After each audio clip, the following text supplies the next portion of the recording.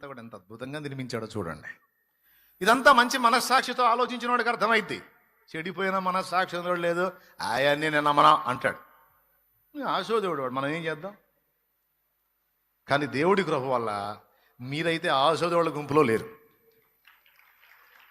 మీ mind మంచిగానే పనిచేసింది, మీ మనస్సాక్షి మంచిగానే ఆలోచించింది. పాయింట్ నెంబర్ 1, దేవుడు ఉన్నాడా లేడా?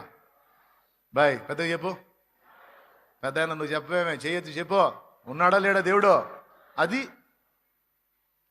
దేవుడు ఉన్నాడు తల్లి, అందరికి 200% ఉన్నాడు. కానీ కనబడడు.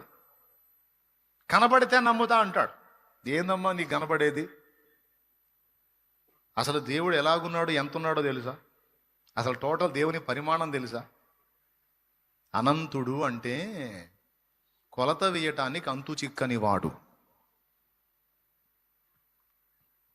ఈ భూమికి ఒక పరిధి ఉంది, మన బాడీకి ఒక పరిధి ఉంది, 6 అడుగులు. అంతకు మించి ఉండం మనం. ఎవడైనా 7 అడుగులు ఉంటే వాడికి వింత రాక్షసుల్లా చూస్తాం మనం.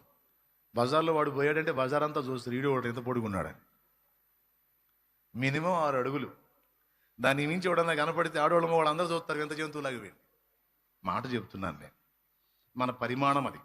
ఈ భూమికి పరిమాణం, ఆకాశానికి పరిమాణం అంటే ఒక అంతు ఉంది.